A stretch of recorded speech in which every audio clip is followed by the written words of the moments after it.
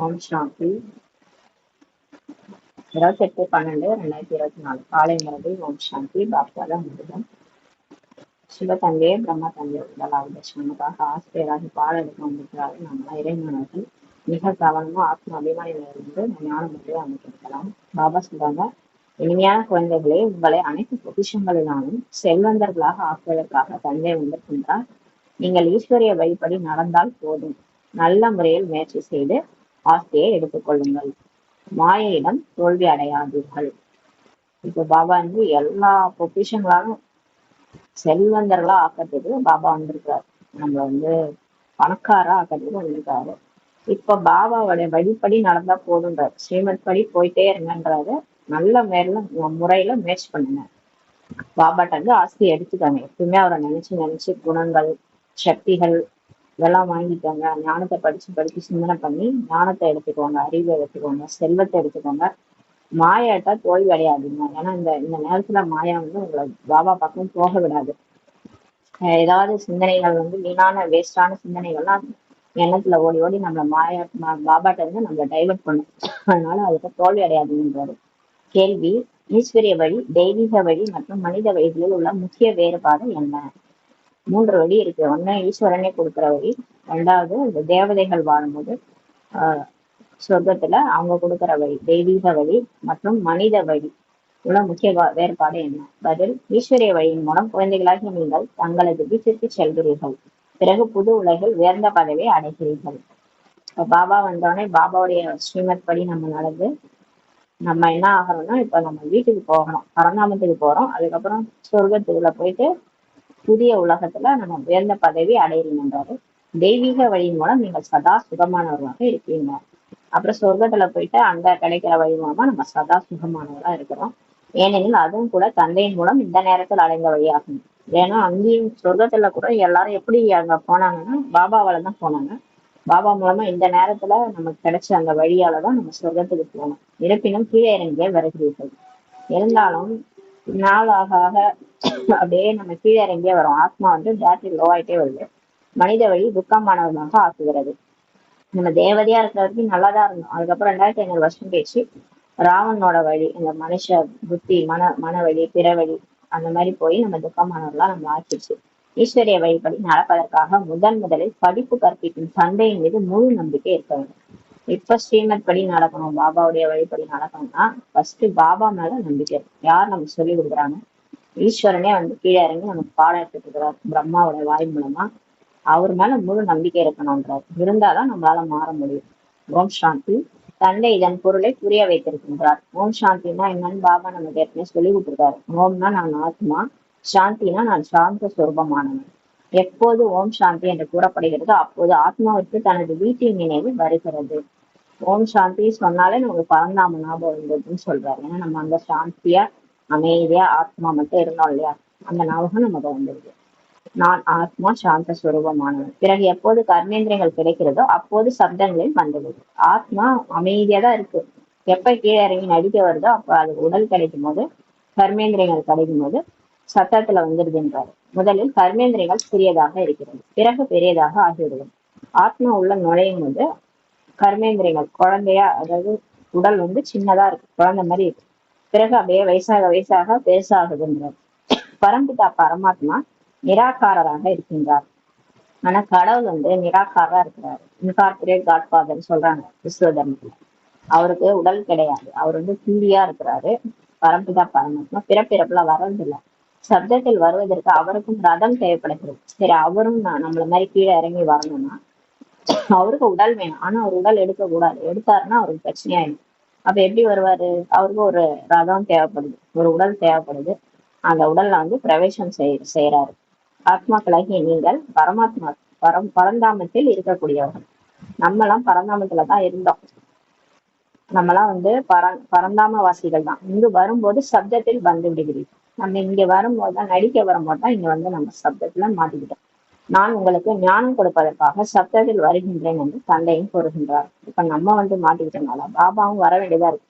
வந்து நமக்கு ஞானத்தை சொல்லி திரும்ப நம்மள சத்கதி அடைய வைக்கிறதுக்காக சப்தத்துல வராது. தந்தை தனது மற்றும் படைப்பின் முதல் இடைக்கடையின் அறிமுகத்தை கொடுக்கின்றார். இப்ப இப்ப கடவுளே வந்து தான் யாரு, இந்த எப்படி இந்த பூலோகம் தோன்றுச்சு, இந்த முதல் இடைக்கடை என்ன, எல்லாத்தையும் சொல்றாரு. இது ஆன்மீக படிப்பாகும். அது உலகிய படிப்பாகும். இந்த டாக்டர் இன்ஜினியர்லாம் அப்படின்னா அது உலகிய படிப்பு. இது ஆன்மீக படிப்பு. இது கடவுளே வந்து சொல்லி கொடுக்குறாரு. அவர்கள் தன்னை சரீரம் என்று புரிந்து கொள்கின்றனர். அவங்க வெளி உலகத்துல எல்லாரும் தன்னை என்னவா பாக்குறாங்க, தன்னை ஒரு உடம்பா பாக்குறாங்க. நான் யாருன்னு கேட்டாலே அவங்களுக்கு அந்த உடம்பு தான் ஞாபகம் வரும். மத்தவங்க பேரை சொன்னாலே அந்த உடம்பு தான் ஞாபகம் வரும். ஆனா பாபா சொல்றாரு, நான் ஆத்மா, அந்த உடல் இல்ல. இந்த காதுகளின் மூலம் கேட்கிறேன் என்று யாரும் சொல்ல மாட்டாங்க. எல்லாம் மற்றபடி அவங்க சொல்ல மாட்டாங்க. நான் ஆத்மா, இந்த காது மூலமா கேட்கறாங்க. இந்த உடல் இது என்னுடைய உடல் அப்படின்றது சொல்ல மாட்டாங்க. இப்ப யாராவது இறந்தாங்கன்னா கூட இந்த பாடி எப்ப எடுக்க போறீங்களா சொல்றாங்க. அவர் போயிட்டாரு, இந்த பாடி வந்து எப்ப எடுக்க போறாங்க. அப்ப அந்த உடல் வந்து நம்ம கிடையாது. நம்ம வந்து உயிர். அந்த உயிர் வந்து அந்த உடலை விட்டு போயிடுச்சுன்னா அந்த உடலுக்கு வேல்யூவே இல்லை. இப்போது குழந்தைகளாகிய நீங்கள் புரிஞ்சிருக்கிறீங்க. தந்தை பதித்த பாவனன் ஆவார். நான் எப்படி வருகிறேன் என்பதை அவரே வந்து புரிய வைக்கிறார். கடவுள் தான் தூய்மையற்றவர்கள் தூய்மையாக்குவார். அவர் எப்படி வரன்ட்டு அவரே சொல்றாரு. இதுதான் வந்து அவன் அருளால் அவன் தாழ் வணங்கிட்டு பாடியிருக்கிறாங்க. உங்களை போன்று நான் கர்ப்பத்தில் வருவது கிடையாதுன்னு சொல்லி பாபா சொல்றாரு. நம்மள மாதிரி அவர் தாயினுடைய வயிற்றுல வந்து குழந்தையா பிறக்கறது இல்லை. நான் இவரிடத்தில் பிரவேசம் செய்கிறேன். நான் டைரக்டா வந்து இந்த ஆவி, இந்த இதெல்லாம் ஆவிலாம் சுத்துது இல்லையா, அந்த படம் எல்லாம் பாக்குறீங்களா, ஆவி வந்து பிரவேசம் ஆச்சுன்னா அந்த மாதிரி இவர் வந்து ஒரு உடல்ல வந்து பிரவேசம் ஆகிறாரு. பிரவேசம் செய்கின்றேன்னு அவரே சொல்றாரு. ஏன்னா நான் வந்து பிறப்பிறப்புல அம்மா வயிற்றுல பிறக்க முடியாதுன்றதுனால நான் இவர் டைரக்டா இவரோட உருவ மத்தியில வந்து பிரவேசம் செய்யறேன். பிறகு எந்த கேள்வியும் எழுவது கிடையாது. இது ரதம் ஆகும். அப்புறம் வேற என்ன எதுக்கு கேள்வி கேட்குறீங்கன்ற, இது நான் கரெக்டா தானே சொல்லிட்டு இருக்கேன், இதுல என்ன உங்களுக்கு குழப்பம்ன்றாரு. இது ரதம், இது என்னுடைய ரதம். நந்தி மேல சவாரி செய்கிறார். இவர் தாய் என்றும் கூறப்படுகிறார். இவர் உடம்புல வந்ததுனால இவர் மனைவியா தத்தெடுக்கிறதுனால இவர் நமக்கு தாயாகிறார். அனைத்தை விட மிகப்பெரிய நதி பிரம்மபுத்திர நதி ஆகும். ஆக இவர்தான் அனைவரை விட மிகப்பெரிய நதி ஆவார். பாருங்க, பிரம்மபுத்திரா நதியை தான் பெரிய நதியா இந்தியாவில காமிச்சிருக்காங்க. அவர் பேரை வந்து பிரம்மாவுடைய பேரை வச்சிருக்கிறாங்க அந்த நதிக்கு. அப்ப இவரு தான் வந்து பிரம்மபுத்திரா நதி. இவர் தான் எல்லாரோட பெரிய நதின்னு என்ன அர்த்தம். இவர் வந்து நிறைய ஞானம் வந்து இவருக்கு தான் தெரியும். நம்மளெல்லாம் விட பிரம்ம பாபாவுக்கு அதிக ஞானம். ஏன்னா அவர் பக்கத்து சீட்ல இருந்து பாபாட்ட வந்து நேரடி ஞானத்தை கேட்கிறாரு. அப்ப அவ்வளவு ஞானம் அவருக்கு தான் ஸ்டோர் ஆகுது. தண்ணீருக்கான விஷயமே கிடையாது. இங்க வந்து நதின்னு சொல்றது தண்ணீருக்கான விஷயம் கிடையாது. இவர் மகா நதி, அதாவது அனைவரையும் விட மிகப்பெரிய ஞான நதி ஆவார்னு சொல்லி சொல்றாரு.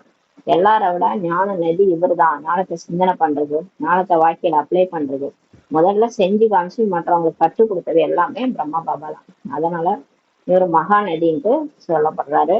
இது வந்து தண்ணீரின் விஷயம் கிடையாது, ஞானத்தினுடைய விஷயம் சொல்லி சொல்றாரு. ஆக தந்தை ஆத்மாக்களுக்கு இப்ப புரிய வைக்கின்றார்.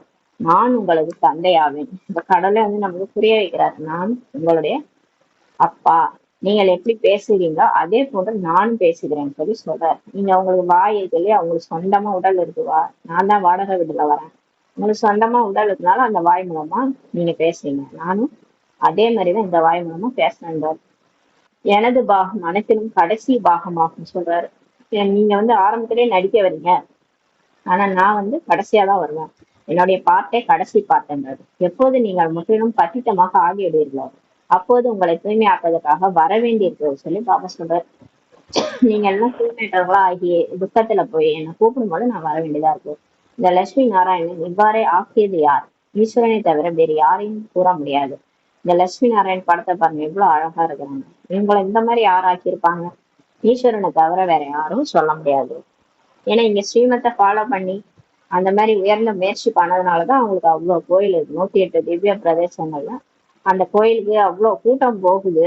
அந்த ஒரு நொடி தரிசனத்துக்காக அவ்வளவு பேரு போறாங்க. இப்ப திருப்பதி எல்லாம் கூட போறாங்க, ஒரு செகண்ட் தரிசனத்துக்காக போறாங்க. அந்த ஒரு திருஷ்டி தான், அந்த ஒரு திருஷ்டியில எல்லாரும் சக்திசாலியா ஆயிடுறாங்க. கேட்டது கிடைக்குதுன்னும் போது அங்க போறாங்கன்னா அப்ப அவங்கள அந்த மாதிரி யார் மாத்திருப்பாங்க? அவங்களோட ஒரு பார்வையிலே பக்தர்களுக்கு எல்லா பிரச்சனைகளும் தீருது, எல்லா கஷ்டங்களும் நீங்குதுன்னா அப்ப அவங்கள அந்த மாதிரி யார் ஆக்கியிருப்பாங்க? அதான் சொல்றாரு. ஈஸ்வரனை தவிர அவங்கள அந்த மாதிரி யாரும் ஆக்கியிருக்க முடியாது. இந்த சங்கமேகத்துல அவங்களுக்கு அந்த ஸ்ரீமத் கொடுத்து அவங்கள உடல் மனம் பொருள்ல மாற வச்சு எல்லாத்தையும் பண்ணது ஈஸ்வரன் தான். இந்த ஞானத்தை கொடுத்து மாத்தினாரு. இந்த ஞானத்தினால அவங்க மாறி அவங்க ஸ்ரீமத் படி நடந்ததுனாலதான் லட்சுமி நாராயணன் ஆக்கியிருக்கிறாங்க. எல்லையற்ற தந்தை தான் சொர்க்கத்துக்கு எஜமானர்களாக ஆக்கியிருப்பார். அதுதான் இந்த எல்லையற்ற கடவுள் தான் வந்து சொர்க்கத்துக்கே எஜமானரா அவங்க ஆக்கியிருப்பாரு. அவங்க ஒரு காலத்துல சொர்க்கத்துல ஆட்சி செஞ்சாங்க, அவங்களுக்கு தான் நினைவார்த்தமா இந்த கோயில் இருக்குது. அது யாராவது இருந்துட்டு போயிருந்தா அவங்க செலவைப்பாங்க.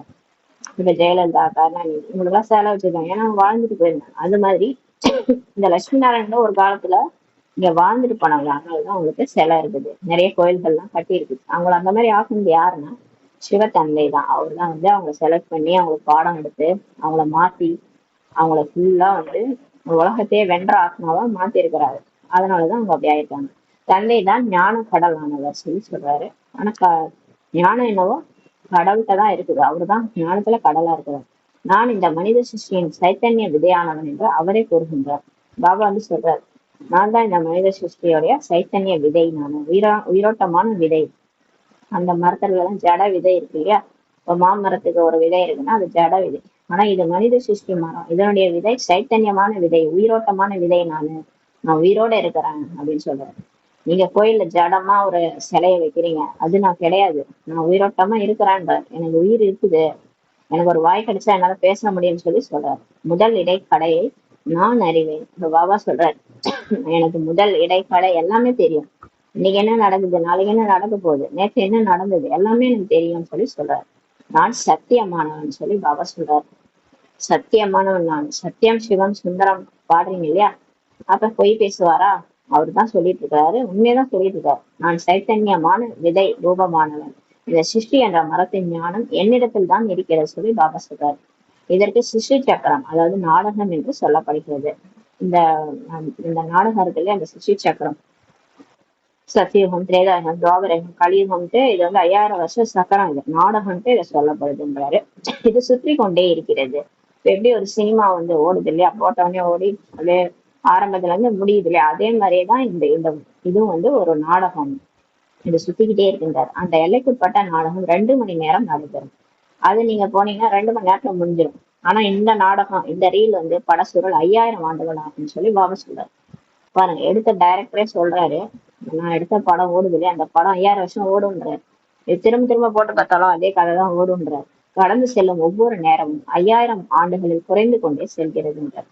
இப்போ அந்த ஒவ்வொரு டைம் போகுது இல்லையா, பாஸ் ஆயிட்டே இருக்கு இல்லையா, பாஸ்ட் இஸ் பாஸ்ட், முடிஞ்சதை மாற்ற முடியாது. அது ஒவ்வொரு நேரமும் 5000 வருடங்கள் ஆண்டுகள்ல குறைஞ்சிட்டே போகின்றார். முதலில் நாம் தேவி தேவதைகளாக இருந்தோம், பிறகு மெதுவாக நம் சத்திர குலத்திற்கு வந்துவிட்டோம் என்பதை நீங்கள் அறிவீர்கள். இந்த அனைத்து ரகசியங்களும் புத்தியில் இருக்கிறது அல்லவா? நம்ம தான் ஒரு காலத்துல தேவதையா இருந்தா, அப்ப சத்திரியார், அப்புறம் வைசியார், இப்ப கலியுகத்துல சூத்திரரா ஆயிடுச்சு. திரும்ப இப்ப பாபா நம்ம செலக்ட் பண்ணி பிராமணர் ஆக்கியிருக்கிறாரு. இதெல்லாம் நம்ம புத்தியில இருக்குது. ஆக இதை சிந்தனை செய்து கொண்டே இருக்கிறது. இதை நீங்க யோசிக்கணும், நான் தான் இப்படி இருந்தேன். உடைய புத்தி அந்த ஞானத்தை சிந்தனை பண்ணும்போது தான் அதை ஏற்றுக்கும். மனசு வந்து ஒரு மாதிரி வாழ்ந்துச்சு இல்லையா? இப்போ ஒரு நமக்கு தெரிஞ்சது ஒரு 100 வருஷம் தான் நம்மளோட வாழ்க்கையை வந்து, இப்ப நமக்கு எவ்வளவு வயசோ அவ்வளவு வருஷம் தான் நம்ம வாழ்ந்திருக்கோம். நமக்கு தெரிஞ்சது அதுதான் உண்மை. நம்ம வாழ்ந்துட்டு இருக்கிறோம். நம்ம மனசும் அதை தான் ஏத்துக்கும். இப்ப வந்து நம்ம பாபா வந்து ஞானத்தை போட்டு போட்டு மனசை மாத்துறாரு. இப்ப மனசுல நம்ம இந்த சிந்தனையை பண்ண அது ஏத்துக்கும். ஓ, நம்ம போன பிறவில அப்படிதான் இருந்தேன், அது முன்னாடி அப்படிதான் இருந்தேன், நம்ம ஃபர்ஸ்ட் பிறவில நான் தான் தேவதையா இருந்திருப்பேன் அப்படின்றத நம்ம சிந்தனை பண்ண அந்த தேவதையோட சம்ஸ்காரம் நமக்குள்ள வந்துடும். அதனால பாபா சொல்ற, சிந்தனை செய்துட்டே இருங்க. நாம் ஆரம்பத்தில் நடிக்க வந்த போது நான் தான் தேவதைகளாக இருந்தோம். இதை சொல்றது கடவுள், இது நம்மளே சொல்லிக்கல. இது யார் எந்த ஒரு பிகேவும் நான் தான் அவங்களே சொல்லிக்கல. இது கடவுள் வந்து சொல்றாரு. அப்ப கடவுள் வந்து உண்மையதானே சொல்வாரு. யார் சிவன், சத்தியமான சிவன் வந்து இதை சொல்லிட்டு இருக்காருன்னு போதுதான் ஆத்மாக்கள் நம்புறாங்க. ஓ ஆமா, மறுபிறவி உண்மைன்னா அப்ப நம்ம தான் தேவதையா இருந்திருக்கணும். 1250 ஆண்டுகள் ராஜ்யம் செய்தோம். காலம் கடந்து கொண்டே செல்கிறது அல்லவா? இப்ப டைம் வந்து மூவ் ஆயிட்டே இருக்கு இல்லையா? லட்சம் ஆண்டுக்கான விஷயமே கிடையாது. பாபா சொல்றாரு, லட்சக்கணக்கான வருடங்கள்னா நீங்க ஞாபகம் வச்சுக்கவே முடியாதுன்றாரு. எந்த விஷயமும் இப்ப நேத்து நடந்ததே நம்மளால சொல்ல முடியாது, மறந்து போயிருக்கும். நேத்து காலையில இருந்து சாயங்காலம் வரைக்கும் என்ன நடந்துன்றதே நமக்கு மறந்துட்டு, இன்னைக்கு காலையில நடந்த விஷயம் கூட சிலருக்கு மறந்துடும். அந்த மாதிரி இருக்கும் போது லட்சக்கணக்கான விஷயங்கள் எப்படி இருக்கும்ன்றாரு. லட்சம் ஆண்டுக்கான விஷயத்தை யாருமே சிந்திக்கவே முடியாதுன்றாரு. இப்ப லட்சக்கணக்கான ஆண்டுகள்னா அந்த ஒரு 10,000 ஆண்டுல என்ன நடந்ததுன்னு எப்படி சொல்லுவீங்க? மறந்து போயிருக்கோம் இல்லையா? அப்ப அது யாராலையும் சிந்திச்சு கூட பார்க்க முடியாது. நான் தேவதையா இருந்தாலும் சொல்லவே முடியாது. இங்க வந்து 5000 வருஷம்னா நீங்க கணக்கு சொல்லலாம். முதல் 1250 வருஷம் சத்தியகோன் நடந்தது, அதுல வந்து தேவதைகள் வாழ்ந்தாங்க. அடுத்து 1250 வருஷம் ராமர் சீதை ராஜ்யம் நடந்தது. அப்படின்னு நம்மளால சொல்ல முடியும். இதே லட்சக்கணக்கான ஆண்டுகள் தான் நம்மளால சிந்திச்சு கூட பார்க்க முடியாதுன்றாரு. இதெல்லாம் வந்து எப்படி முட்டாள்தனமான விஷயங்களா இருக்குது இல்லையா? அது பாபா வந்து புரிய வைக்கிறார். குழந்தைகளாகிய நீங்கள் புரிந்திருக்கிறீர்கள், நாம் தான் இவ்வாறு தேவதைகளாக இருந்தோம். பிறகு நடிப்பு நடித்து நடித்து ஆண்டுகள் கடந்து கடந்து இப்போது எவ்வளவு ஆண்டுகளை நம்ம கடந்துட்டோம். ஃபர்ஸ்ட் தேவதையா அழகா நடிச்சவங்க தான். இப்ப அப்படியே அந்த நாட்கள் போகுது, ஆண்டுகள் போகுது. இப்ப போகுது இல்லையா? ஒரு ஒரு ஆண்டா முடிஞ்சுட்டே வருது. இப்பதான் 24 தொடங்குன மாதிரி இருக்கு, அதுக்குள்ள 25 வந்துச்சு. இதே மாதிரிதான் கடந்து கடந்து நடிச்சோம் நம்ம. நிறைய ஆண்டுகளை கடந்துட்டோம். சிறிது சிறிதாக சுகம் குறைந்து கொண்டே செல்கிறது. நம்ம ஃப்ரெஷ்ஷா வந்து நடிக்க வந்தாலும் ஆத்மால பேட்டரி லோ ஆகி நம்மளுடைய சுகம் வந்து குறைஞ்சிட்டே போகுது. ஒவ்வொரு பொருளும் சதோ பிரதானம் சதோ ரஜோ சமவாக ஆகிறது.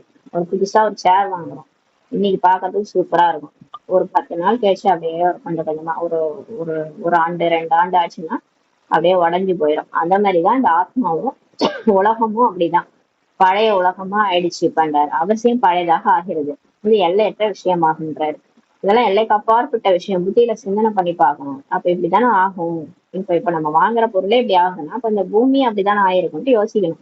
இந்த அனைத்து விஷயங்களையும் நல்ல முறையில் புத்தியில் தாரணை செய்து பிறகு மற்றவர்களுக்கு புரிய வைக்க வேண்டும். இப்ப இதெல்லாம் நீங்க புரிஞ்சுக்கிட்டு மத்தவங்க புரிய வைக்கும் போதுதான் அவங்களும் புரிஞ்சுக்குவாங்க. அப்பதான் நிறைய பேர் பிகேவாவாங்க. அதாவது ஏற்கனவே சத்தியுகத்துல இருந்தவங்களாம் திரும்ப வருவாங்க. ஏன்னா எல்லாரும் இந்த மாட்டிட்டு இருக்கிறாங்க மாயாவுடைய அந்த சக்கர வியூகத்துல போய் மாட்டிட்டு இருக்கிறாங்க. நீங்க வந்து இந்த புத்தி பூட்டை ஓபன் பண்ணணும்னா இந்த மாதிரி பாயிண்ட் எல்லாம் புரிய வைக்கணும். அனைவரும் ஒன்று போல இருப்பது கிடையாது. அவசியம் விதவிதமான முறையில் புரிய வைப்பார்.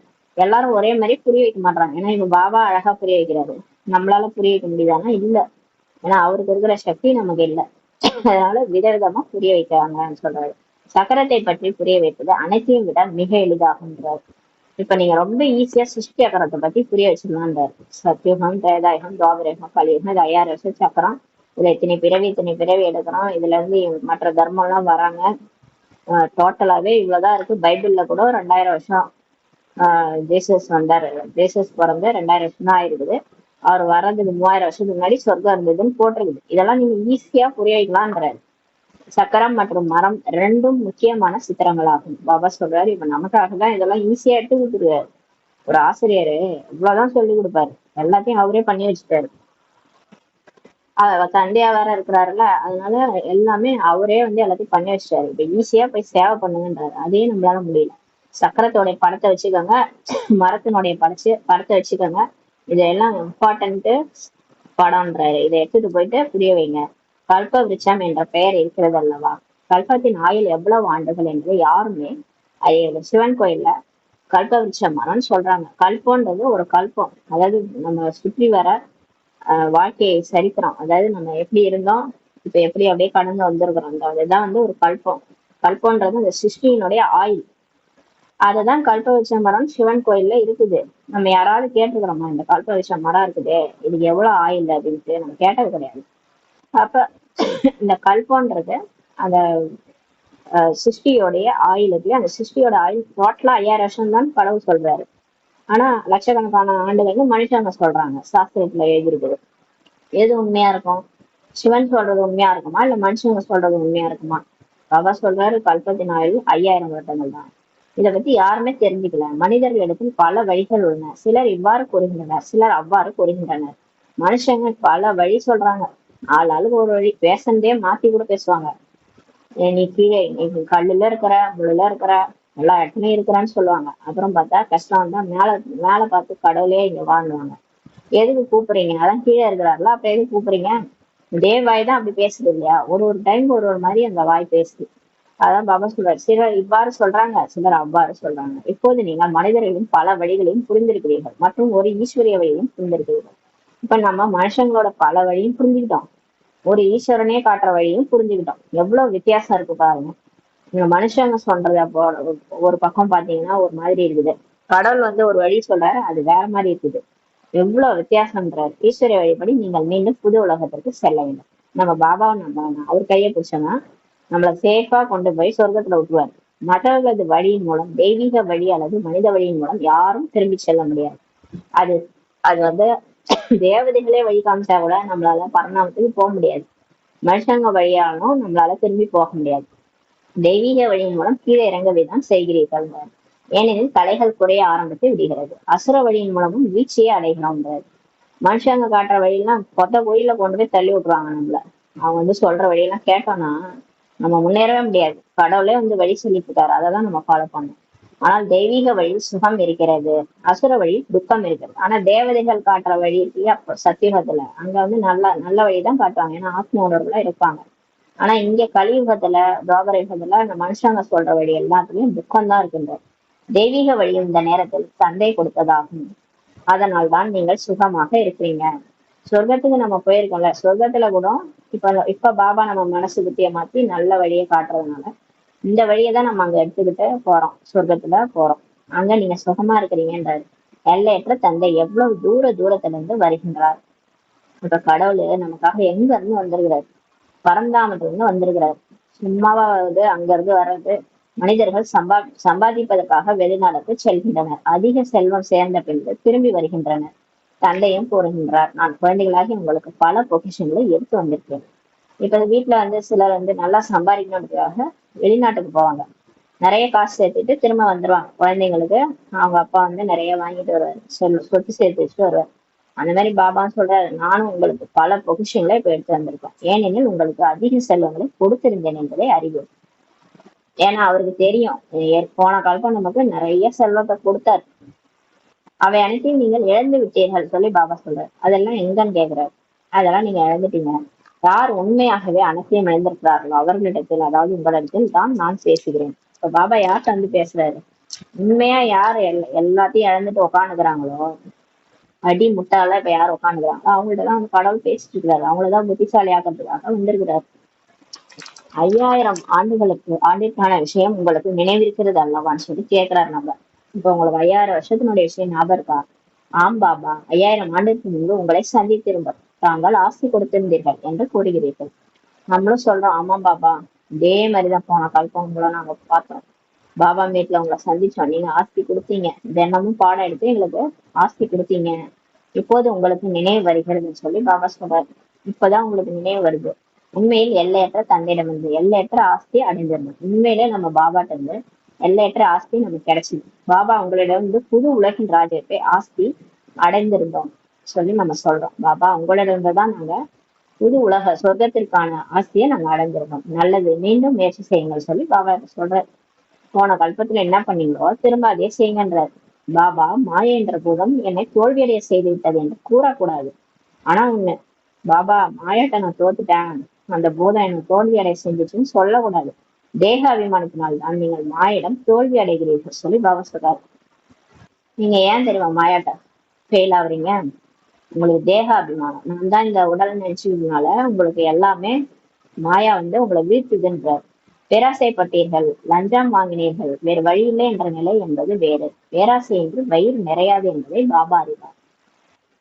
பாபா சொல்றாரு, பேராசைப்பட்டீங்க, லஞ்சம் வாங்கினீங்க, இந்த மாதிரி எல்லாம் செஞ்சிருக்காங்க இல்லையா சிலரு, வேற வழி இல்லை என்ற நிலை என்பது வேறு. வேற வழி இல்லாம வாங்குறது வேற. ஆனா வேணும்னே நம்ம பேராசைப்பட்டு செய்யறது வேற. அதனால பேராசையின்றி வயிறு நிறையாதுன்றதே பாபா அறிவார். பரவாயில்லை, பலே சாப்பிடுங்கள், ஆனால் எதிலும் மாட்டிக்கொண்டு விடாதீர்கள் சொல்லி பாபா சொல்றார். பரவாயில்ல சாப்பிடுங்க, ஆனா எதுலையாவது மாட்டிக்காதீங்கன்னு சொல்லி சொல்றாரு. பிறகு உங்களுக்கு தான் துக்கம் ஏற்படும். மாட்டிக்கிட்டீங்கன்னா, இந்த 5 விகாரத்துல மாட்டிக்கிட்டீங்கன்னா உங்களுக்கு தான் துக்கம் ஏற்படும். பைசா கிடைத்தால் குஷியாக சாப்பிடுவார்கள், போலீசிடம் மாட்டிக்கொண்டால் சிறைக்கு செல்ல வேண்டியிருக்கும் சொல்லி பாபா சொல்றாரு. இதை யார் பேராசைப்படுறாங்களோ அவங்க சொல்லிட்டு இருக்கிறாரு, பைசா நிறைய கிடைக்குதுன்னா குஷியா இருக்கணும், ஆனா போலீஸ்ல மாட்டிட்டா அப்புறம் சிறைக்கு போக வேண்டியிருக்கின்றார். இப்படிப்பட்ட காரியம் செய்யாதீர்கள், அதற்கு நான் பொறுப்பாளி கிடையாதுன்னு சொல்லி பாபா சொல்றாரு. யாரோ சிலர் பேராசையின் காரணம் அது பண்ணிட்டாங்க, அதுக்காக சொல்றாரு. பாவம் செய்கின்றனர் என்று சிறைக்கு செல்கின்றனர், அங்கு சிறை போன்றவைகள் இருக்காதுன்னு சொல்லி பாபா சொல்றாரு. அங்க சொர்க்கத்துல சிறை எல்லாம் கிடையாது, அங்க பாவமே செய்ய மாட்டோம் இல்லையா. இங்கதான் இந்த மாதிரி 5 விகாரத்தினால பாவம் செய்யறாங்க, அதனால சிறைக்கு போறாங்க. ஆக நாடகப்படி கல்பத்திற்கு முன்பு நீங்கள் என்ன ஆஸ்தி அடைந்திருந்தீர்களோ 21 பிறகுகளுக்கு அதையே மீண்டும் அடைவீர்கள் சொல்லி பாபா சொல்றாரு. இப்ப டிராமா படி நம்ம என்ன முயற்சி பண்ணமோ அதேதான் நம்ம திரும்பவும் பண்ணுவோன்ற முழு ராஜ்யமும் இப்போது உருவாக்கி கொண்டிருக்கிறது. ஏழை பிரஜைகள், செல்வந்த பிரஜைகள், அந்த மாதிரி எல்லாருமே ராஜா ராணி அதெல்லாம் கடைசியா தான் டிசைட் ஆகும். கடவுள் வந்து இப்ப பாடம் எடுக்கிறாரு, எல்லாரும் முயற்சி பண்ணிட்டு இருக்கிறோம், எல்லாருமே மாறிட்டு இருக்கிறோம். ஆனா யார் ராஜா ராணி, யார் பிரஜை, யார் செல்வந்த பிரஜை, எல்லாமே கடைசியா தான் டிசைட் ஆகும். ஏன்னா எல்லாரும் வந்து கர்மாதி நிலை அடையும் போது உண்மையா யார் வந்து அந்த 5 விகாரத்தையும் வென்று சுயராஜ்ய அதிகாரியா இருந்து மனம் புத்தி அடக்கி மாறுறாங்களோ அவங்க வந்து ராஜாவாயிடுவாங்க. இதை செய்ய முடியாதவங்க பிரஜை ஆயிடுவாங்க. அதனால இந்த எல்லாமே இப்ப உருவாயிட்டு இருக்குன்றாரு, இதெல்லாம் சுத்தமா நடந்துட்டு இருக்குன்றாரு. ஆனால் அங்கு துக்கமே இருக்காதுன்னு சொல்லி பாபா சொல்றாரு. ஆனா அங்க யாரா இருந்தாலும் சரி, அந்த பிரஜையா இருந்தாலும் சரி, ராஜாவா இருந்தாலும் சரி, எல்லாருமே சந்தோஷமா இருப்பாங்க, துக்கமே இருக்காது சொர்க்கத்துல இருந்தாரு. இந்த உத்தரவாதம் சண்டை கொடுக்கின்றார். பாபா வந்து கேரண்டி கொடுக்குறாரு.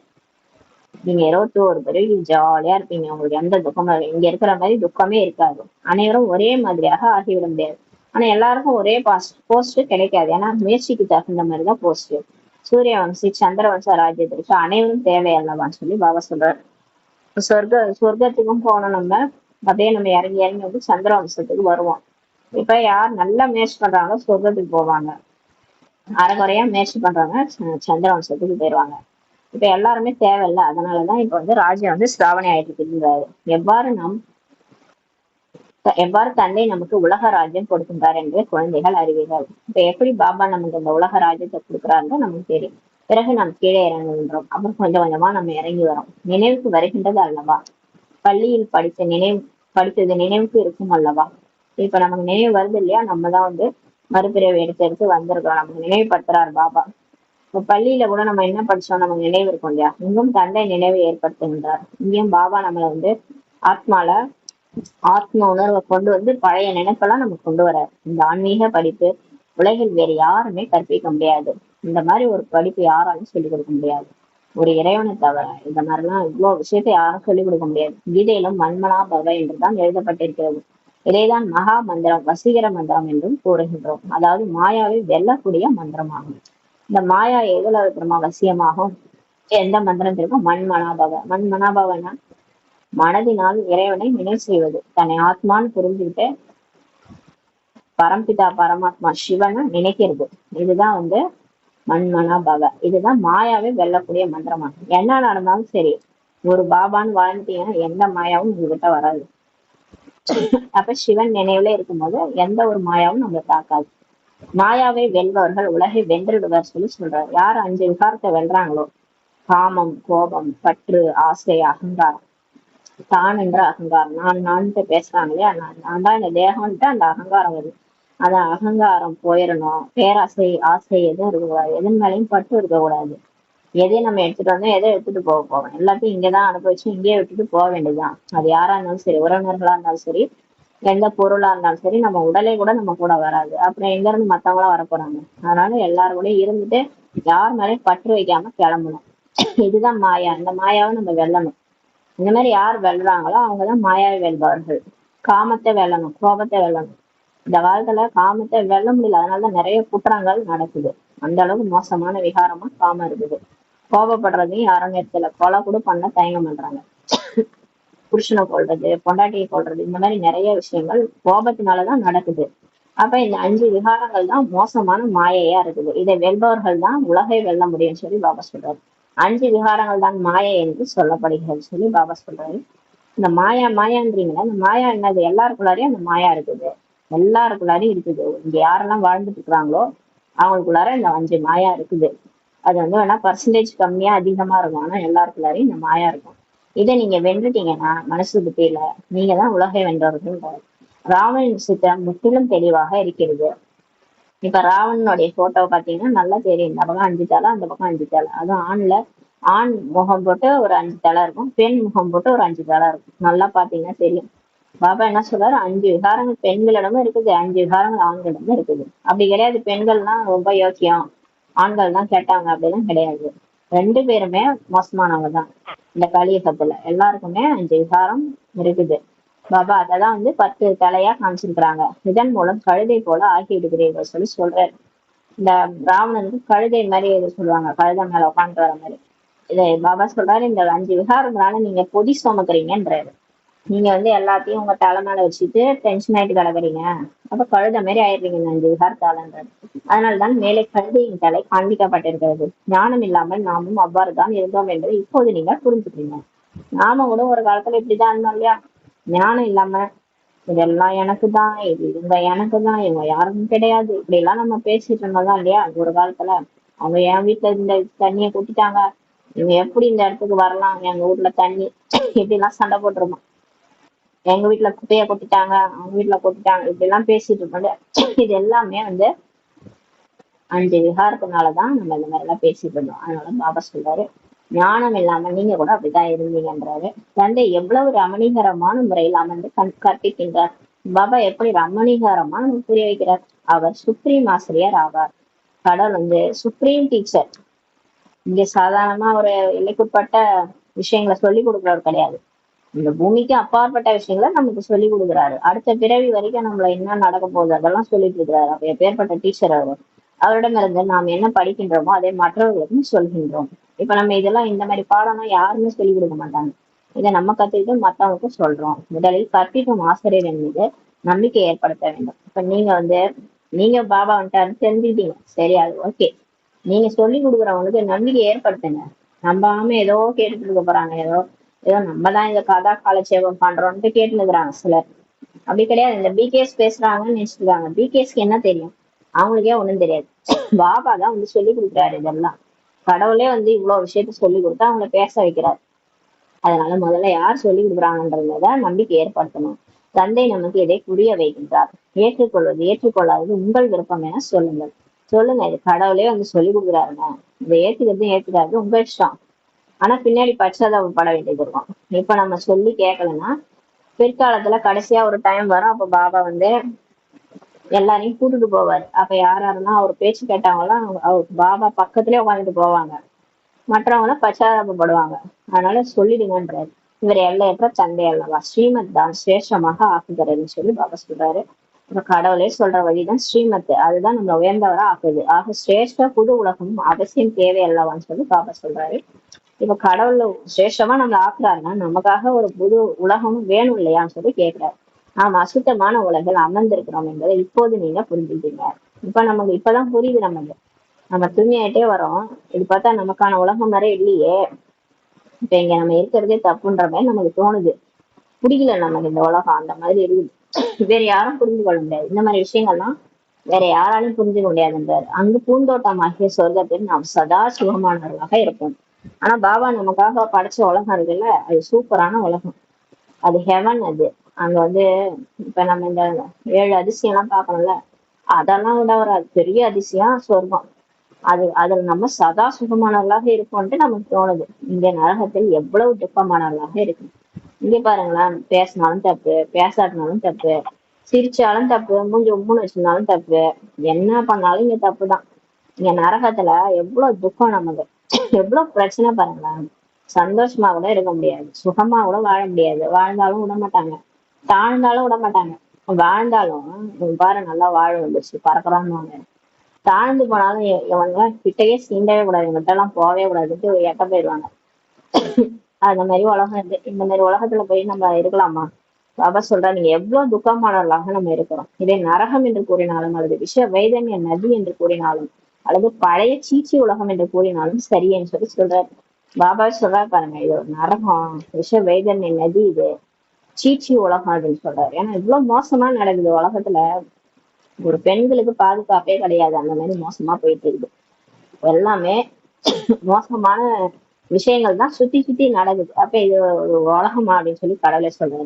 நான் எப்படி படிச்சிருந்தேன், இடத்துல எப்படி ஆக்கி வச்சிருக்கீங்க, சத்தியகம் எப்படி இருந்தது, கலியுகம் எப்படி இருக்குது என்று இப்போது நீங்க உணர்றீங்கன்னு சொல்றாரு. சொர்க்கம் தான் உலக அதிசயம் என்று கூறப்படுகிறது.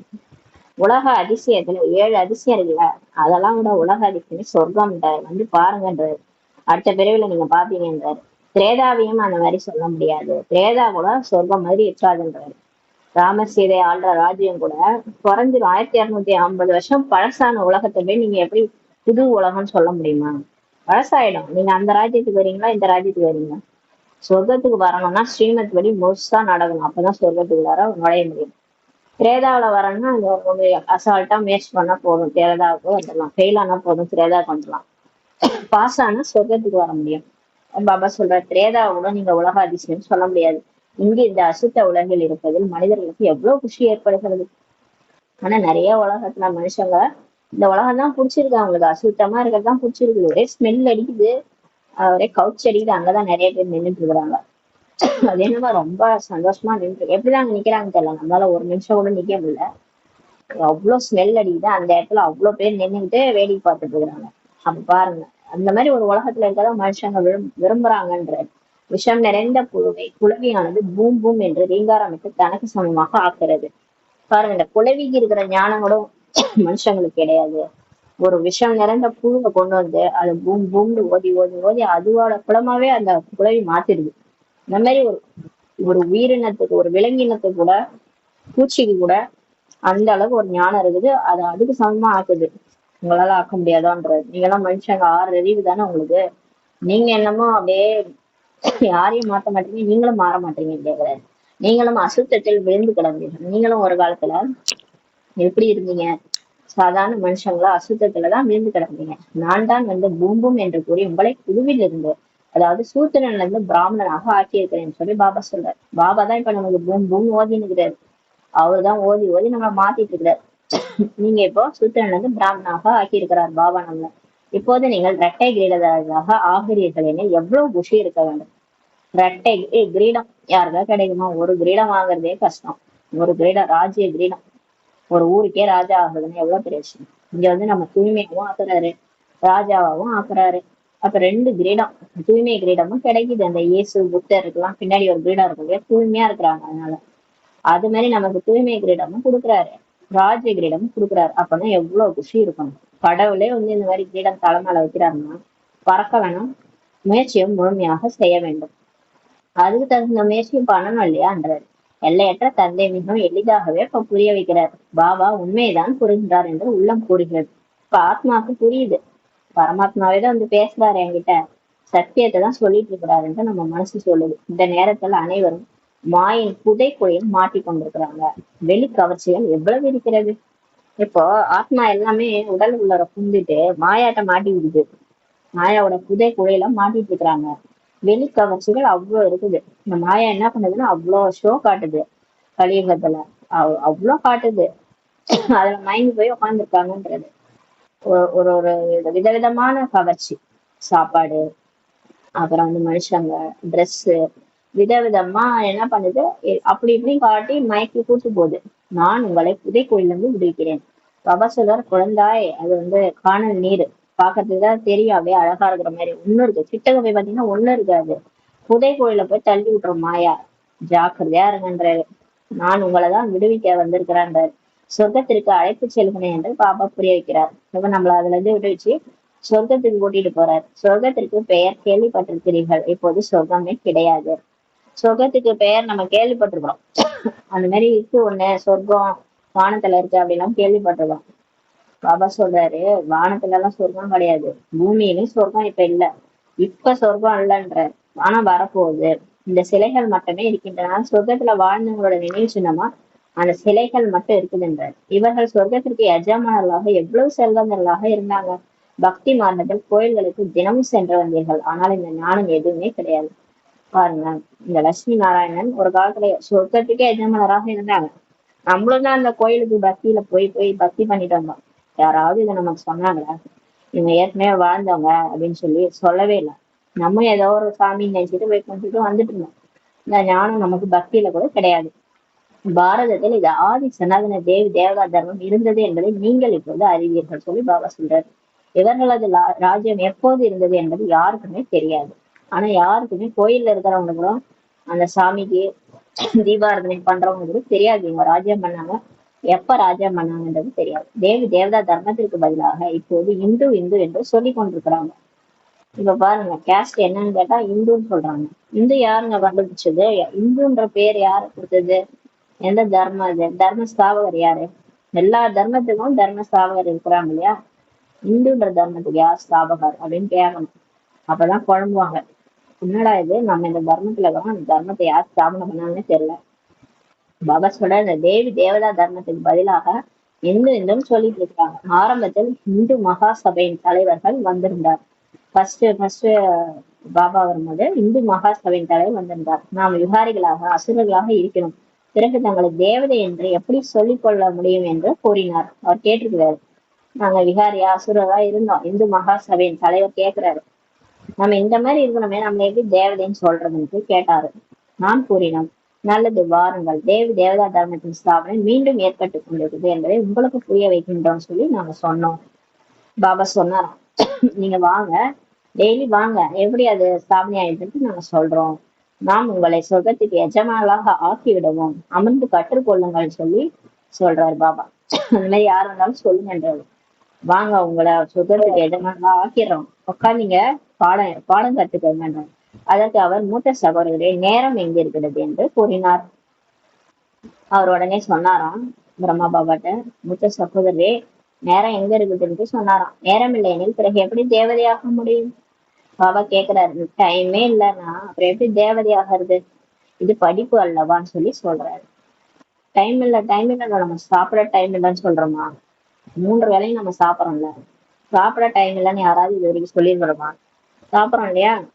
அந்த மாதிரி நேரம் ஒதுக்கிக்கணும், நேரம் இல்லைன்னு சொல்லக்கூடாது. நேரம் இல்லைன்னு சொன்னோம்னா அப்புறம் எப்படி தேவதை ஆகுதுன்னு சொல்லி பாபா கேக்குறாரு. இது படிப்பு அல்லவா? பாவம் அவரது அதிர்ஷ்டத்தில் இல்லை சொல்லி பாபா சொல்றாரு. அந்த அந்த யார் அவரு, அந்த அந்த மகாசபை, இந்து மகாசபையின் தலைவர் இருக்கிறார் இல்லையா, அவருக்கு அதிர்ஷ்டத்துல இல்லைன்னு சொல்லி சொல்றாரு, இறந்து விட்டார். இவர் பிரஜையாக வருவார் என்பதும் கிடையாது, அவர் தானாகவே வந்தார். இந்த தூய்மைக்கான ஞானம் கிடைக்கிறது என்று கேள்விப்பட்டுகிறார், ஆனால் சத்தியத்திற்கு வந்துவிட முடியாது, மீண்டும் இந்து தர்மத்தில் தான் வருவார். பாபா சொல்றாரு, அவர் வந்தாரு, அவர் வந்துட்டு போயிட்டாரு, அவர் அதிர்ஷ்டத்துல இல்ல, டைம் இல்லைன்னு சொல்லிட்டு போயிட்டாரு. அவர் அவ்வளவுதான், நம்பிக்கையில இருந்து நம்பிக்கை ஆயிட்டாரு. அவர் பிரஜையா கூட வர முடியாதுன்றாரு. பிரஜையா கூட வர முடியாது, ஏன்னா அவர் தானாவே தான் வந்தாரு. தூய்மைக்கான ஞானம் கிடைக்குதுன்னு கேள்விப்பட்டாரு, ஆனா அவரு சத்தியுகத்திற்கு வர முடியாது, மீண்டும் அவர் இந்து தர்மத்துல தான் வருவார்னு சொல்லி சொல்றாரு.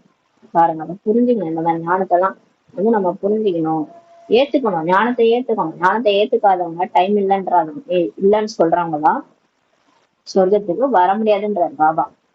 ஏன்னா ஞானத்தை வந்து நம்ம கேட்கிறோம், கேட்டு அதை வந்து நம்பணும். இது சிவன் தான் சொல்றாரு, நம்பி அதை ஏத்துக்கிட்டு ஆத்மான்னு புரிஞ்சுட்டு பரமாத்மாவை நினைக்கணும். மண்மனாபவ மந்திரத்தை ஏத்துக்கணும். ஏத்துக்காதவங்க சொர்க்கத்துக்கு வர முடியாது, துவாபரகத்துல தான் வருவாங்கன்னு சொல்லி சொல்றாரு. மாயை மிகவும் பிரபலமானது என்பதை குழந்தைகளாகி நீங்கள் அறிவீர்கள். நமக்கு தெரியும் நம்மள மாயா எப்படியெல்லாம் துவம்சம் பண்ணுது, அது எவ்வளவு பிரபலமானது, எவ்வளவு சர்வ சக்திவானது, பாபா மாதிரியே.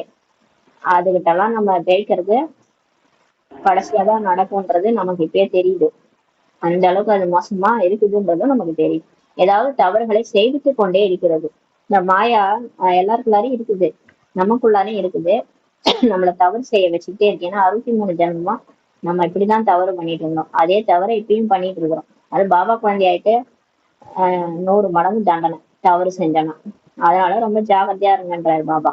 ஏதாவது தவறான தலைக்கீழான பாவங்கள் ஏற்பட்டுவிட்டால் தந்தையிடம் உண்மையான உள்ளத்துடன் கூற வேண்டும்.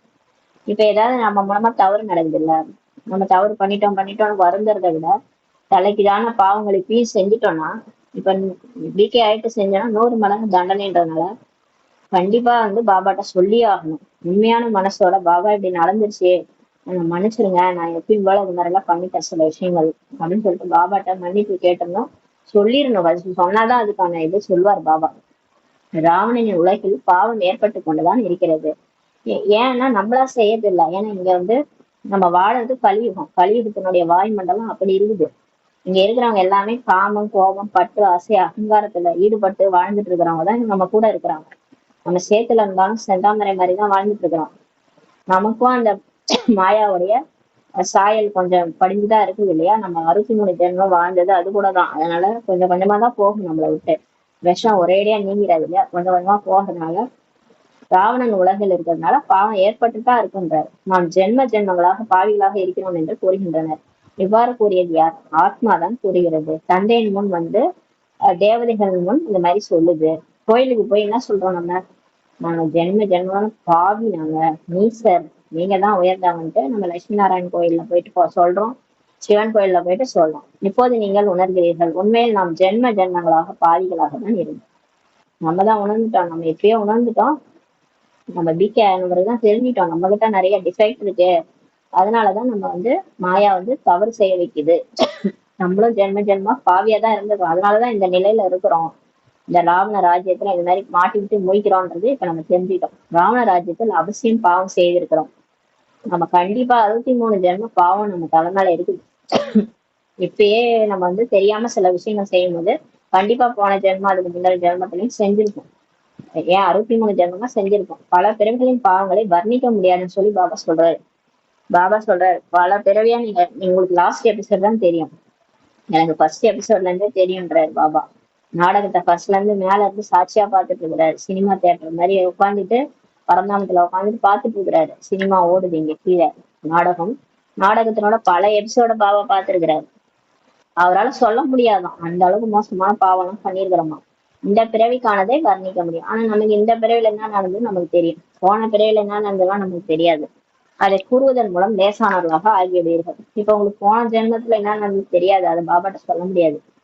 இந்த ஜென்மத்துக்கு தெரியும் இல்லையா, இந்த ஜென்மத்துல நீங்க பிகே ஆன பிறகு எவ்வளவு தூரம் பண்ணிருக்கீங்க, அதுக்கு முன்னாடி எவ்வளவு பண்ணிருக்கீங்க, அது எல்லாமே உங்களுக்கு தெரியும். அது எல்லாத்தையும் நீங்க சொல்லிடுங்க பாபாட்ட. இப்ப நமக்கு ஏதாவது ஒரு பிரச்சனைன்னு வச்சுக்கோங்களேன், ஈவினிங் டைம்ல எல்லாம் இந்த மாதாஸ் என்ன பண்ணுவாங்க, வீட்டுக்கு வாசல்ல உட்காந்துருப்பாங்க. பக்கத்து அக்கத்து அப்படியே ஒரு 10 பேர் உட்காந்துருப்பாங்க. எல்லாரும் அவங்க வீட்டு கதையெல்லாம் சொல்லுவாங்க. இப்படி சொல்லிட்டு அப்புறமா வீட்டுக்கு போயிட்டு அப்படியே லேஸ் ஆயிடுவாங்க. எல்லாம் ஜாலியா போயிட்டு அவங்க வேலையை பார்ப்பாங்க. அப்ப என்ன ஆகும்னா மனசுல இருக்கிறது எல்லாம் ஒருத்தவங்க சொல்லிட்டு அப்படி ஃப்ரீ ஆயிடுறாங்க. இதுதான் அந்த காலத்துல இருந்து நடந்தது. ஆனா அப்படி சொல்றதுனால என்ன ஆக போகுது, நம்ம நம்ம வீட்டு விஷயம் ஒரு 10 தெரு தாண்டி வரைக்கும் போகும் இல்லையா. அவங்க இன்னொருத்தவங்க சொல்லி நம்ம வீட்டு விஷயம் அந்த ஊருக்கே தெரிஞ்சிடும். இந்த மாதிரி செய்யாதீங்கன்ற பாபா. நம்ம என்ன செய்யணும்னா பாபாட்ட சொல்லணும், அவ்வளவுதான். பாபாட்ட சொல்லிட்டு மனசு லேஸ் ஆயிக்காங்கன்றாரு. அவர் போய் யார்ட்டையும் சொல்ல மாட்டாரு இல்லையா, அவருக்கு வாயே இல்லை, எப்படி சொல்லுவாரு. அதனால பாபாட்ட சொல்லுங்கன்றாரு. அவர் சைத்தன்யமா உயிரோட்டமா இருக்கிறாரு. அவரு நமக்கு நம்ம சொல்ற நம்ம பிரச்சனைக்கு தீர்வு கண்டிப்பா சொல்வார். நம்ம என்ன பிரச்சனையோ அது கண்டிப்பா தீர்வு கொடுப்பாரு பாபா. மருத்துவர் சர்ஜனும் உண்மையை கூறுவது, முன்னாரே அடித்தேன், திருடினேன், இதை கூறுவதற்காக வெட்கம் ஏற்படுவது கிடையாது. விகார விஷயங்கள் கூறுவதற்கு தான் வெட்கம் ஏற்படுகிறது. இப்ப சர்ஜன் பாபா தான். பாபாவுக்கு முன்னாடி நம்ம உண்மையை சொல்றோம்.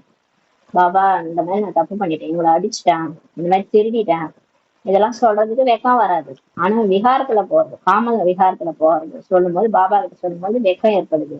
மருத்துவரிடத்தில் வெட்கப்பட்டால் பிறகு வியாதிகளை எப்படி நீங்கள் சொல்லி பாபா கேட்கிறார். இப்போ டாக்டர்கிட்ட போறோம், உண்மையா நம்ம பிரச்சனைய சொல்லணும். சிலர் நிறைய பேரு அந்தரங்க பிரச்சனைகள்லாம் இருக்கும், அதெல்லாம் டாக்டர்கிட்ட சொல்ல மாட்டாங்க வெக்கப்பட்டுக்கிட்டு. அப்புறம் எப்படி நீங்கும், அப்புறம் எல்லாத்தையும் சொன்னாதான் டாக்டர் அதுக்கு தகுந்த மாதிரி இன்ஜெக்ஷன் போட்டு சரி பண்ணுவாரு. நம்ம வெக்கப்பட்டுக்கிட்டு இந்த இடத்துல பிரச்சனை, இதை எப்படி நம்ம டாக்டர்கிட்ட சொல்றதுன்னு யோசிச்சோம்னா அந்த வியாதி போகாது இல்லையா, பெரிய பிரச்சனையாயிடும், கேன்சர் நிறைய முத்தி போயிடும். அதனால பாபா சொல்றாரு, இங்கேயும் அப்படிதான். உங்களுக்கு மெயின் விகாரத்திலே பிரச்சனைனா சொல்லிதான் ஆகணும்.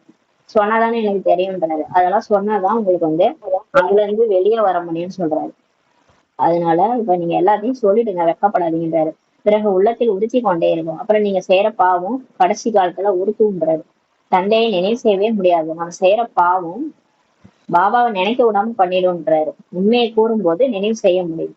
ஆனா பாபாட்ட உண்மையை சொல்லும் போது பாபா கூட கனெக்ஷன் இருந்துகிட்டே இருக்கும். சரி, இந்த குழந்தை உண்மையை சொல்லிடுச்சு, அதனால மன்னிச்சிடலான்னு ஒரு 50% மன்னிச்சிருவாரு. அப்புறம் நம்ம கூட பேசிக்கிட்டே இருப்பாரு, அவரும் பேசுவாரு, நம்மளும் பேசிட்டே இருக்கோம். அவரோட கனெக்ஷன் நமக்கு இருந்துகிட்டே இருக்கும். நம்ம சொல்லவே இல்லை, மறைக்கிறோம்னா அவர் எங்கேயோ இருப்பாரு, நம்ம எங்கேயோ இருப்போம். நம்ம மாயா கூட வாழ்ந்துட்டு இருப்போம். அவர் நம்ம கிட்டே வர முடியாது. நமக்கு அகங்காரம் இருக்கு, 5 விகாரம் இருக்குன்னா கடவுள்கிட்ட நம்ம ரொம்ப தூரத்துல இருக்கிறோம்னு அர்த்தம். தந்தை கூறுகின்றார், மருத்துவராகிய நான் உங்களுக்கு எவ்வளவு மருந்துகளை கொடுக்கிறேன், உங்களது உடல் சதா ஆரோக்கியமானதாக இருக்கும். மருத்துவரிடம் கூறுவதன் மூலம் லேசானவர்களாக ஆகிவிடுவீர்கள். பாபா சொல்றாரு, அவர் தான் மருத்துவரா வந்திருக்கிறாரு. அவர் ஆத்மாவுக்கு மருந்து கொடுக்குறாரு, உடம்புக்குன்னு நினைச்சுக்காதீங்க. உடம்பு பிரச்சனையெல்லாம் இந்த டாக்டர்கிட்ட போய் காமிச்சா சரியாயிடும். மனசு பிரச்சனை எல்லாம் பாபாட்ட தான் மருந்து கிடைக்கும். நீங்க என்னதான் டாக்டர்கிட்ட போய் காமிச்சாலும் மனசு பாதிச்சு மனவியாதி எல்லாம் இருக்குன்னா சரியாவே ஆகாது. டாக்டர் என்னென்னமோ மருந்து கொடுத்து பார்ப்பாரு. தூங்க வைக்கிறதுக்கு தான் மருந்து கொடுப்பாங்க. டிப்ரெஷன்ல இருக்கிறவங்க எல்லாம் தூக்க மருந்து தான் கொடுப்பாங்க. தூங்கி எழுந்துருங்க நல்லா ஆயிடும்னு சொல்லுவாங்க. ஏன்னா ஆத்மாவுக்கு பிரச்சனை, ஏதாவது சிந்தனை பண்ணி டென்ஷன் ஆயிட்டு நடந்து முடிஞ்சதை சிந்திக்கிறது, கோவப்படுறது, டென்ஷன் ஆகுது, இப்படியே இருந்தா மனவியாதி மாதிரி ஆயிடும் ஒரு காலத்துல. அது மாதிரி இருக்கிறவங்களுக்கு டாக்டரால கூட மருந்து கொடுக்க முடியாது. அதனால பாபா சொல்றாரு, இப்ப ஆத்மாவுக்கு இன்ஜெக்ஷன் போடுறது பரமாத்மா தான். இப்ப அவர்கிட்ட வந்தாதான் இந்த மனவியாதியும் சரியாகும். அதனாலதான் பாபா கிட்ட நம்ம எல்லாம் வந்திருக்கிறோம். நமக்கு பாபா கட்சிக்கிறதுக்கே நம்ம மன வியாதி எல்லாம் போறதுக்குதான். ஆத்மால இருக்கிற அந்த 5 விகாரம் ஓடும்னா யாரை பார்த்து ஓடும்? பாபா பார்த்துதான் ஓடும், சிவனை பார்த்துதான் ஓடும். இப்போ உங்களுடைய உடல், இப்ப மனசுல பிரச்சனை போயிடுச்சுன்னா உடம்பு ஆரோக்கியம் உடம்பு வந்து ஆட்டோமேட்டிக்கா ஆரோக்கியமாயிடும்ன்றாரு. மனசு பிரச்சனை போயிடுச்சுன்னா உடல் ஆட்டோமேட்டிக்கா ஆரோக்கியமாயிடும். ஏன்னா இந்த மனசு சரியில்லைனாதான் உடலும் சோர்வாயிடும். மனசு சரியாயிடுச்சுன்னா உடலும் ஆரோக்கியமானதாக இருக்கும்ன்றாரு. மருத்துவரிடம் சொல்வதன் மூலம் லேசானவர்களாக ஆயிடுவீங்க. சிலர் தானாகவே எழுதி விடுகின்றனர், பாபா நான் ஜென்ம ஜென்மங்களாக பாவம் செய்தது. சிலர் தானாவே ஒத்துக்கிறாங்க, ஆமா நான் தவறுதான் பண்ணிட்டேன், நான் தான் சரியில்லைன்னு ஒத்துக்கிறாங்க. நான் தான் ஜென்ம ஜென்மமா பாவம் செய்துக்கிறேன் பாபாங்க. பாவ ஆத்மாக்களின் உலகில் பாவ ஆத்மாக்களை தான் ஆகியிருக்கிறீர்கள். பாபா சொல்றாரு, நீங்க இந்த உலகமே பாவ ஆத்மாக்கள் உலகம் தான், இங்க யார் பெர்ஃபெக்டா இருக்க முடியும்? அதனாலதான் நீங்க அப்படி ஆயிட்டீங்கன்றாரு. இப்போது தந்தை கூறுகின்றார், குழந்தைகளே நீங்கள் பாவ ஆத்மாக்களுக்கு கொடுக்கல் வாங்கல் வைத்துக் கொள்ளக்கூடாது. பாபா சொல்றாரு, நீங்க இப்ப புண்ணிய ஆத்மாவா ஆயிட்டு வரீங்க, இப்ப போய் நீங்க அந்த பாவம் செய்யறவங்களோட கொடுக்கல் வாங்கல் வச்சுக்காதீங்க. வச்சுக்கிட்டீங்கன்னா பின்னாடி அதுக்காக நீங்க வாழ வேண்டியது வரும், இங்கதான் இருக்க வேண்டியது வரும். அவங்களோட போய் கனெக்ஷன் வச்சுக்கிட்டீங்கன்னா அவங்களோட சேர்ந்து அதை கொடுக்கல் வாங்கல் முடிகிற வரைக்கும், நீங்க கர்ம கணக்கு முடிகிற வரைக்கும் உயிர் வாழ வேண்டியது இருக்கும். பாபா கூட நம்மளால போக முடியாது. அதனாலதான் சொல்றாரு, எல்லா கனெக்ஷனையும் கட் பண்ணுங்கன்றார். சத்தியமான சத்குரு அழிவற்ற மூர்த்தி தந்தை ஆவார். அவர் ஒருபோதும் மறுபிறப்பில் வருவது கிடையாது. சத்தியமான சிவன், அவர் அழிவற்ற மூர்த்தி, அவர் தான் நம்மளுடைய அப்பா. அவர் ஒருபோதும் மறுபிறப்புல வரமாட்டார். அவர்களுக்கு அகால் தத் என்று பெயர் வைத்திருக்கின்றனர். இந்த சீக்கிய தர்மத்துல அகால் தத் என்று பெயர் வச்சிருக்காங்க பாபாவுக்கு. ஆனால் பொருள் புரிந்து கொள்வது கிடையாது. ஆனா பொருள் அவங்களுக்கு தெரியாது. ஆத்மாவின் சிம்மாசனம் இது என்று தந்தை புரிய வைத்திருக்கிறார். அகால் தத் என்பது ஆத்மாவுடைய சிம்மாசனம், அந்த புருவ மத்தி சிம்மாசனம். அங்கதான் ஆத்மா உட்காருது, அழிவற்ற இடம் அது. இங்குதான் அழகாகவும் இருக்கிறது, திலகமும் இங்குதான் வைக்கிறீர்கள் அல்லவா. ஆத்மா உட்கார்ற இடம் நெற்றி பூர்வம் தான். ஏன்னா அந்த இடம் தான் அழகா இருக்கு இல்லையா. மற்ற இடம் உடம்புல ஏதாவது ஒரு இடம் அழகா இருக்குதா? எந்த இடமும் நல்லா இல்ல. அந்த முகத்துல அந்த நெற்றி பூர்வம் தான் அழகான இடம்ன்றது. அங்கதான் பொட்டு கூட வைக்கிறீங்க இல்லையா நீங்க, அந்த இடம் தான் அழகான இடம், அங்கதான் ஆத்மா உட்காருதுன்ற. உண்மையில் திலகம் பிந்துவாக வைத்துக் கொண்டனர். உண்மையிலே புள்ளியாதான் திலகம் வைக்கிறாங்க, பொட்டு வைக்கிறாங்க. இப்போது நீங்கள் தனக்கு தானே திலகம் வைத்துக் கொள்ள வேண்டும். இப்ப உங்களுக்கு நீங்களே நினைவு ஏற்படுத்திக்கணும், நான் ஆத்மாட்டு. அதுதான் நீங்க இடற திலகம்ன்றாரு. தந்தையை நினைவு செய்து கொண்டே இருங்கள். ஆத்மா புரிஞ்சு பாபா நினைச்சிட்டே இருங்க, ஆட்டோமேட்டிக்கா நெற்றி புருவம் ஜொலிக்கும்ன்றாரு. யார் அதிகமாக சேவை செய்கிறார்களோ அவர்கள் உயர்ந்த மகாராஜாவாக ஆவாங்க. யாரெல்லாம் உடல் மனம் பொருளால யஜ்யத்துல பாபாவுக்கு சேவை செய்யறாங்களோ, தனது உடலையும் அர்ப்பணிப்பாங்க, காசு பணத்தையும் கொடுப்பாங்க, மனசா சேவையும் செய்வாங்க, மனதினாலும் சேவை செய்வாங்க. அதிகமா யார் சேவை செய்யறாங்களோ அவங்க உயர்ந்த மகாராஜாவாக ஆவாங்க. புது உலகில் பழைய உலகுக்கான படிப்பு படிக்க மாட்டீர்கள். இப்ப சொர்க்கத்துக்கு போயிட்டோம்னா நம்ம இந்த படிப்புலாம் அங்க படிக்க மாட்டோம். அதே மாதிரி டாக்டர், இன்ஜினியர், ஐஏஎஸ், கலெக்டர் அந்த படிப்பும் அங்க இருக்காது. ஆக இவ்வளவு உயர்ந்த படிப்பின் மீது கவனம் செலுத்துங்க. இந்த படிப்பு இங்கதான் நம்ம படிக்கிறோம், அதனால இது மேல கவனம் செலுத்துங்கன்றாரு. இங்க அமர்ந்திருந்தாலும் கூட சிலரது புத்தி யோகம் நன்றாக இருக்கிறது, சிலருக்கு இங்கு அங்கு என்று சென்று விடுகிறது. இந்த முரளி பகவானுடைய மகா வாக்கியம்.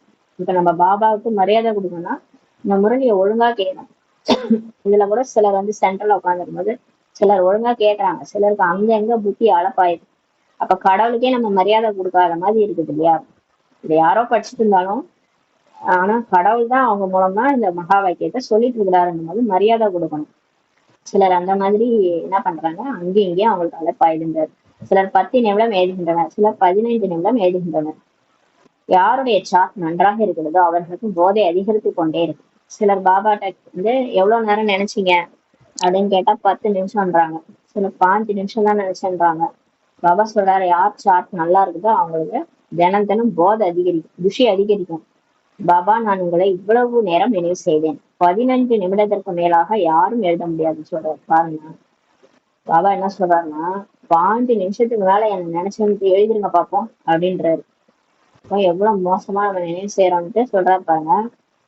இவ்வளவு நேரம் நினைவு செஞ்சன்ட்டு நீங்களாம் எழுதவே முடியாது, 15 நிமிஷம் தான் நீங்க நினைக்கிறீங்கன்றாரு. ஏன்னா புத்தி இங்கு அங்கு என்ற அலைப்பாய்கிறதுன்றாரு. ஒருவேளை அனைவரும் ஏக்ரஸாக ஆகிவிட்டால் பிறகு கர்மாதி நிலையே ஏற்பட்டுரும். ஒருவேளை நீங்க அந்த மாதிரி நினைச்சிட்டீங்கன்னா ஒரு நாள் ஃபுல்லா ஒரு 4 மணி நேரம் நினைச்சாலே பெரிய விஷயம்ன்றாரு. 5 நிமிஷத்துக்கு மேல தாண்டாதுன்றாரு. அது உண்மைதான். ஏன்னா நீங்க மட்டும் நினைச்சிட்டீங்கன்னா, ஏக்ரஸ் ஆகி பாபா நினைவுல இருந்துட்டீங்கன்னா அவ்வளவுதான், உடம்புல இருந்து எல்லாம் பெறுவீங்கன்றாரு. கர்மாதி நிலை ஏற்பட்டுடும். கர்ம கணக்குகளை முச்சிருங்கன்றாரு. தந்தை எவ்வளவு இனிமையில இனிய அன்பான விஷயங்களை இப்ப சொல்றாரு. இவ்வாறு எந்த குருவும் கற்றுக் கொடுக்கவில்லை. இந்த மாதிரி நமக்கு எங்கேயுமே யாருமே சொல்லிக் கொடுக்கல. குருவிடம் இருந்து ஒரே ஒருவர் மட்டும் கற்றுக்கொள்ள மாட்டார் அல்லவா? குருவிடம் இருந்து ஆயிரக்கணக்கில் கற்றிருப்பாங்க.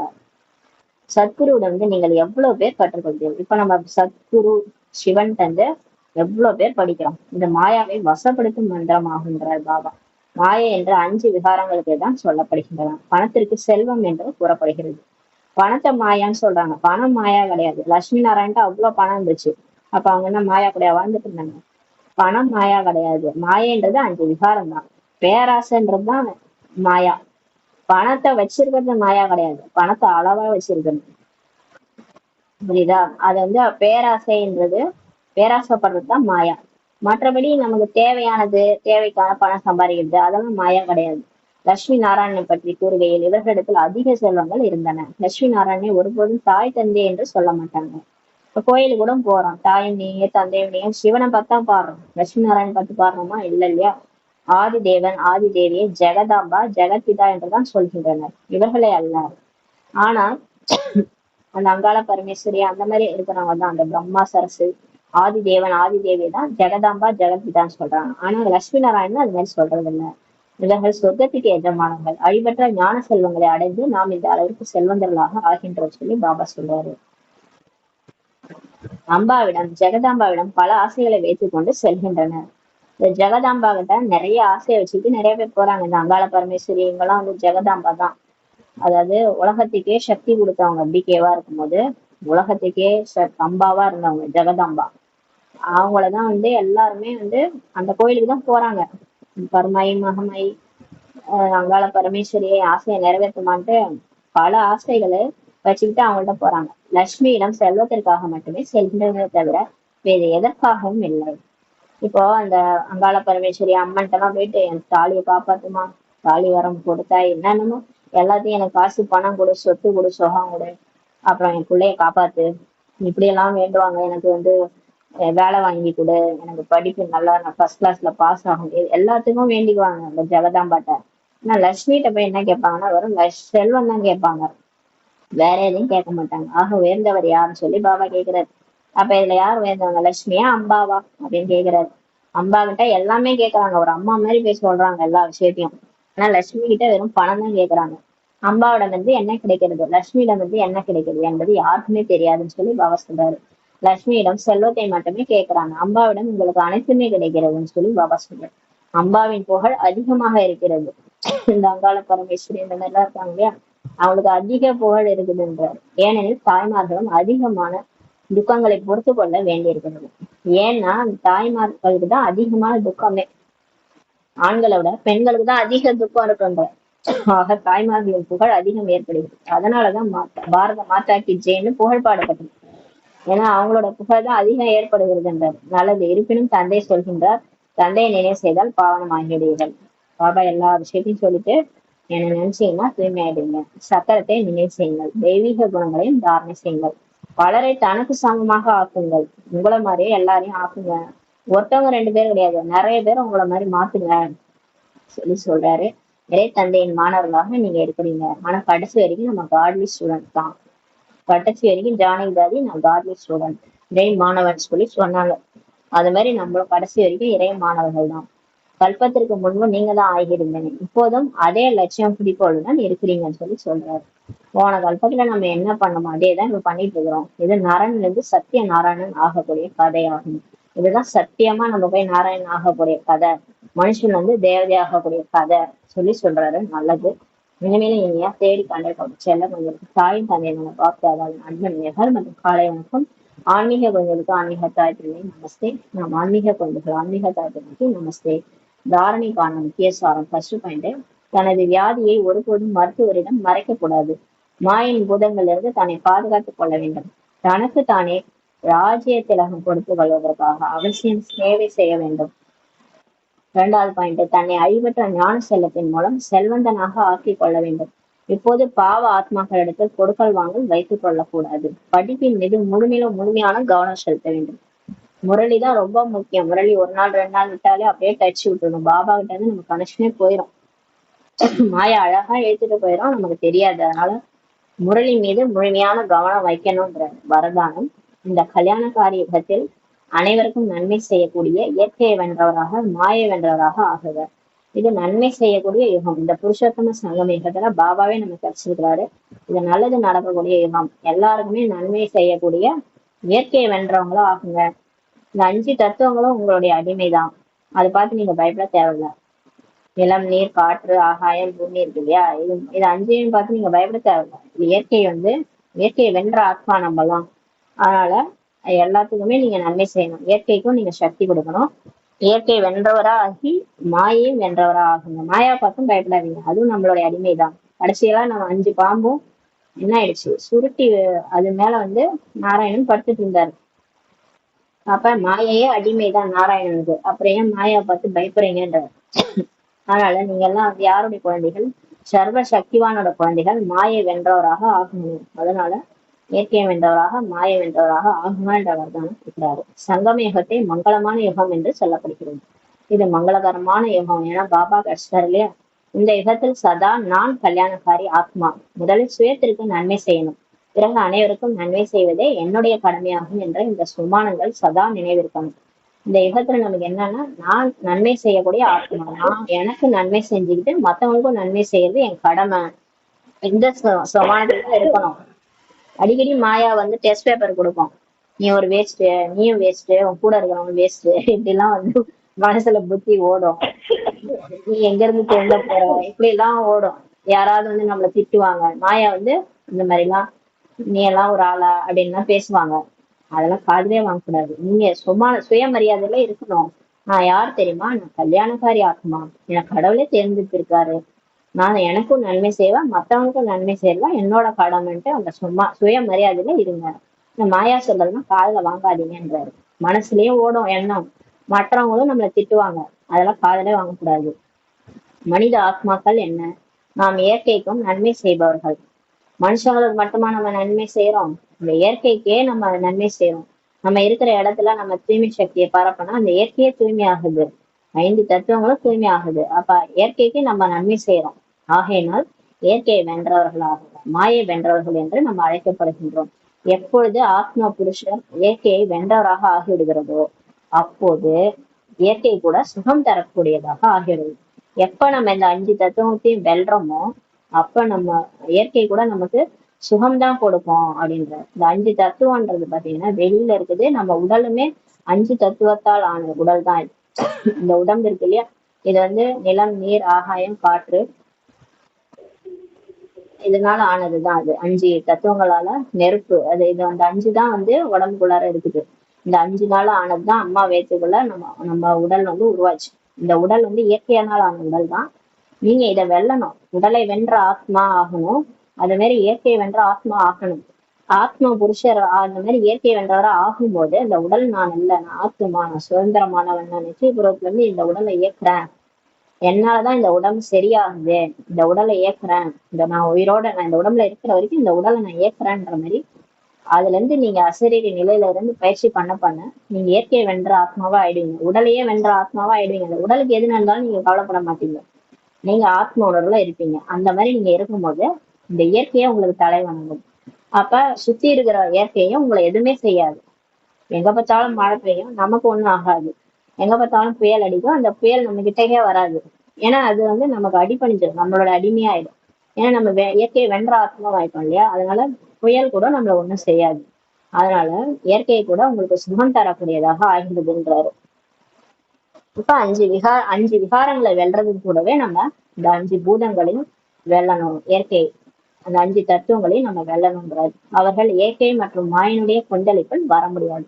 எந்த ஆத்மா புருஷ ஆத்மாவா ஆயிடுச்சோ, இயற்கை வென்ற ஆத்மாவா ஆயிடுச்சோ, அது இயற்கையோ இல்ல மாயினுடைய கொந்தளிப்புலோ அந்த ஆத்மாவால வர முடியாதுன்னு சொல்றாரு. எந்த ஒரு கொந்தளிப்பு, எந்த ஒரு பாதிப்புக்கும் ஆத்மா என்ன ஆயிடாது, அடிமை ஆயிடாது. ஏன்னா நம்ம தான் வென்றுட்டோம் இல்லையா. அதனால நம்ம எதுக்குமே பயப்பட மாட்டோம்னு சொல்றாரு. மாயாவுக்கும் பயப்பட மாட்டோம், இயற்கைக்கும் பயப்பட மாட்டோம் சொல்றாரு. அவர்கள் மீது நன்மையற்ற வாயுமண்டலத்தில் தாக்கம் ஏற்பட முடியாது. அந்த மாதிரி ஆத்மா எங்க இருந்தாலும் சரி, அவங்க சுத்தி இருக்கிற வாயுமண்டலம் மோசமா இருந்தா கூட அவங்களுக்கு அந்த தாக்கம் ஏற்பட முடியாதுன்றாரு. இப்ப நம்மளை சுத்தி ஒரே சண்டை போட்டுங்க, ஒரே கூச்சலா இருக்குது. ஒரு கோப விகாரம் வெடிச்சிட்டு இருக்குது, ஒரே பிரச்சனை, ஏதோ ஏதோ நடக்குது, ஒரு பக்கம் புயல் அடிக்குது, அப்ப வந்து எதுவுமே நம்மளை தாக்காதுன்றாரு.